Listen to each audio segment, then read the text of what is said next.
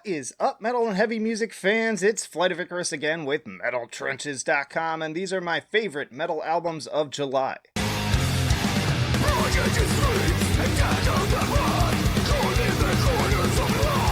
And hey, if you like to be kept up to date with the best and brightest metal bands and albums from the underground and above, then stick with me by hitting that subscribe button down below. Alright, first up we have At the Gates and their new album, The Nightmare of Being, via Century Media Records. At the Gates is of course the legendary Swedish band largely responsible for creating the blueprint for melodic death metal, with their early albums including the seminal Slaughter of the Soul in 1995. The Nightmare of Being is their 7th full-length effort, and one that the frontman Thomas Lindberg calls their most ambitious to date.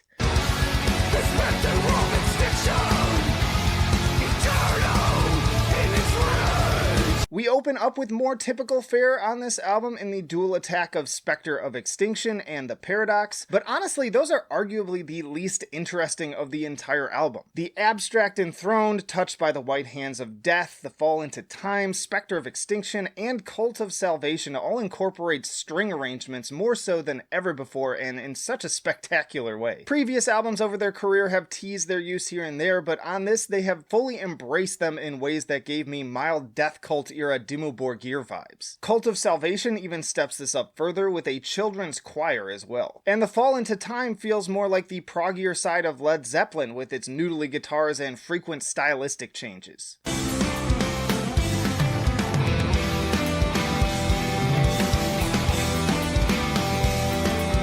Tracks like these make it clear that At the Gates were making a conscious decision to evolve their sound on this one. Garden of Cyrus continues the trend with another more morose and thoughtful composition with a surprise saxophone performance. The Nightmare of Being brings melodic, clean guitar lines that really ramp up the atmosphere, a razor's edge between melancholy and dread. Cult of Salvation for another slower, brooding arrangement somewhere between early Dark Tranquillity and the latest album from Tribulation. But the track that actually was more unexpected than anything else here was Cosmic Pessimism. It's this strange cross between Opeth and Isan, and maybe just a dash of Radiohead for good measure, backed by a great driving rhythm to really get your head bobbing despite the dark philosophical themes. Admittedly, I went into this with very low expectations after not really enjoying the last album, but I can admit when I'm wrong. Thomas is right, this is their most ambitious album to date. Maybe not their best, but definitely the one that really swings for the fences. Check out my full review and At the Gates album tier list for more thoughts.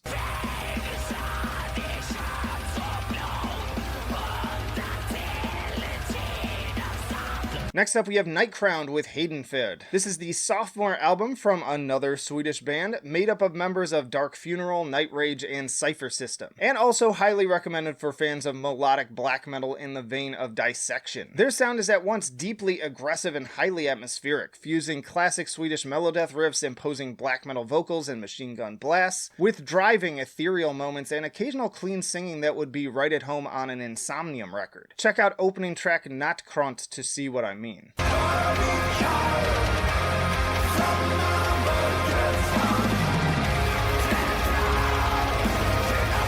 Other tracks like Rex Tenebrae step this up even more with symphonic elements that sound absolutely massive. Honestly, I'm thinking epic on the scale of Borknagar and, again, Dimmu Borgir at times. And all the while maintaining the overall aesthetic of being caught in a blizzard, with each icy particle slicing at your skin like razor blades. I also really appreciate that the band performs all of their vocals in Swedish, as it further adds to this air of timelessness and wonder. Not to mention those scattered acoustic moments as well. Definitely one of the better traditional black metal albums I've heard this year, alongside the likes of War Moon Lord.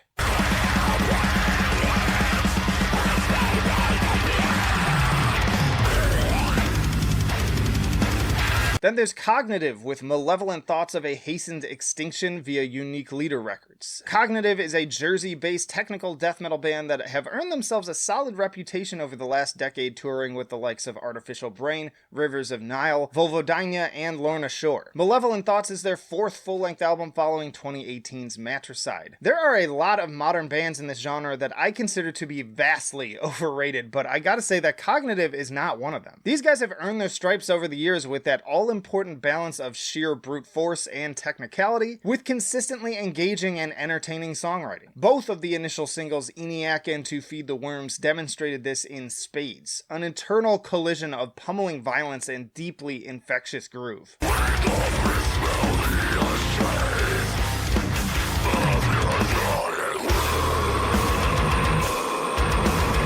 And aside from those, there are plenty of great deeper cuts like The Maw and From the Depths, the latter of which swaps between highly chaotic technical death metal to grindy D-beat at the drop of a hat multiple times in its incredible conclusion. Now, if I'm being real, I do think that there are some pacing issues in that the first 6 tracks are all high-octane rages while the final 4 are a little bit more slow and atmospheric. I feel like shuffling the order up a bit would lead to a little bit more even experience rather than feeling kind of top-heavy. Even so, I really had a great time banging my head to this record, and it may just be their best to date. Careful now, you got too close, so know the well and well of your only cause. Then there's Born of Osiris and their new album Angel or Alien via Sumerian Records. Born of Osiris is a progressive deathcore and metalcore group formed in Palatine, Illinois back in the 2000s. My first exposure was with 2009's A Higher Place, but it was fan favorite The Discovery in 2011 that really knocked my socks off with its potent mixture of punishing binary chugs and otherworldly synth atmosphere. Meaning.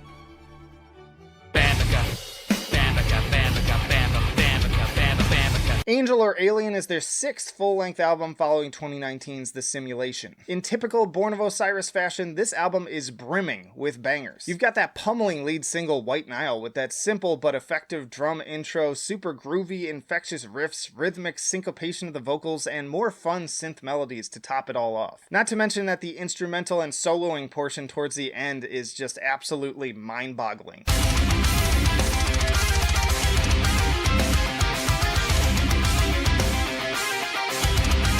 Then there's Oathbreaker with its warbly, appropriately alien-sounding electronic elements, Threat of Your Presence with its periphery-esque alternating big booming palm mutes with dizzying picking patterns, Crossface with its very proggy Within the Ruin-sounding guitar, then the more catchy melodic tracks like Angel or Alien and Waves, which to my knowledge is their first song to incorporate just straight-up clean singing.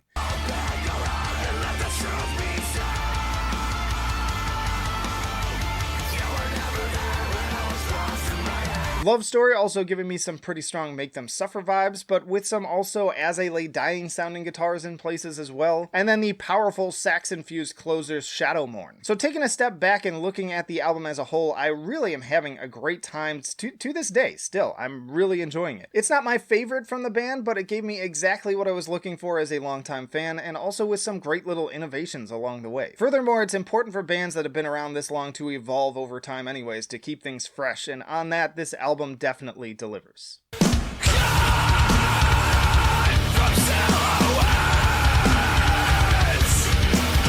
Then we have Bore and Utmost with a New York split via Small Settlement. Bore is a New York City band that I previously covered in their utterly punishing EP, Bore 2, a release that even earned them a spot on my Bands Like Every Time I Die list. Small Settlement was actually nice enough to send me a copy of their 7-inch, and I was not at all disappointed. Their half is a powder keg of venomous vitriol, but one perhaps drawing even more punishing comparisons to the likes of Botch, The Chariot, and occasionally even Frontierer. Opening track Bad Blood is a true destructive force to behold, but also not without its more melodic moments. Likewise, Magpie is a raging torrent of often discordant riffs, once more conjuring allusions to Every Time I Die and how it intertwines with playfulness and bitterness in a highly dynamic package. Utmost is a band that I was not as familiar with, but thus is the magic of a good split. Much like what I try to do on this channel with shoutouts and the Bands Like series, fans of one band can open their eyes and ears to another that they might have never heard of otherwise. Such is the case with Utmost going into No Room. The weird, warbly, almost Modest Mouse sounding opening riff really led me to cock my head on first listen in confusion, but once they exploded into full volume, I had a huge smile on my face throughout the entire song.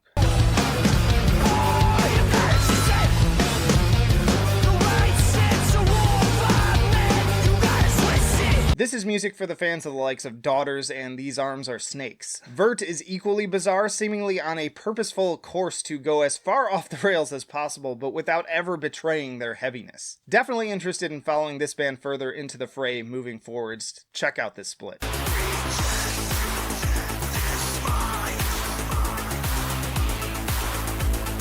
Then we have Malice Machine with Chemical Violence. Finally, some industrial music to talk about here. As some of you know, I'm a huge fan of bands like Skinny Puppy and Mindless Faith, so I will jump on any opportunity to discuss a new album in that style if it stacks up. This is a banger of an album that makes me want to squeeze into some pleather pants and dust off the old trench coat.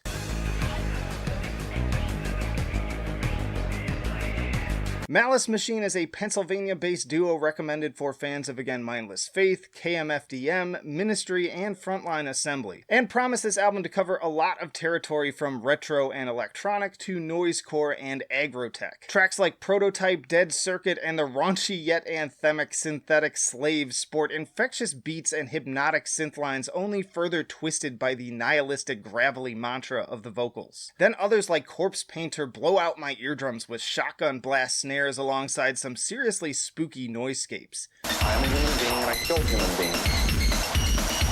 I am like the dark inside your head.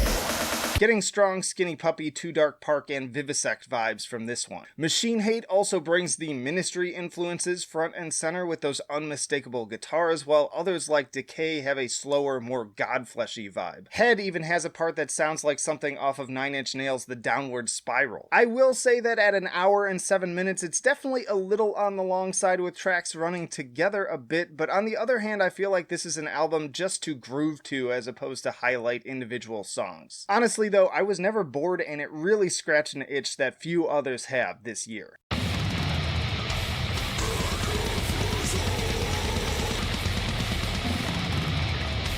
And then just one more reminder about Noctambulist and the Barren form, which is something that I talked about. I snuck it onto my previous month's list since they came out very early in July. But I just want to make sure you don't miss it. These guys are great. Music is fantastic. If you enjoy things like Ulcerate, but with a black metal tinge, then you're going to love it. But also, they're just great guys out of Colorado. I have them on an episode of the podcast. Definitely give this one a listen. And y'all, that is it for July. Kind of a lighter month for me. There was a lot coming out, but not as much that grabbed my attention. I know in previous months I've been covering 10, 11, 12 releases because I've been so overjoyed with them. But this month, not quite as much. August, on the other hand, I have more than I know what to do with, and so I'm still kind of panning that out. But definitely check out my new albums coming out in August list, which should come out soon after this one, so that you can see all the great stuff that I am very much looking forward to listening to. But now it's your turn. Let me know down in the comments what was your favorite metal album from the month of July, and maybe a non-metal album as well. And of course, stick around in general. I got plenty more videos coming right after this one. More album reviews, interviews with bands on the podcast, tier lists, you name it, we've got it. So plenty of reasons to subscribe if you have not already. You can also chat with me and several other metal YouTube content creators on the Discord and support me on Patreon. But that'll do it for now. Flight of Icarus signing off. I will see you in the trenches.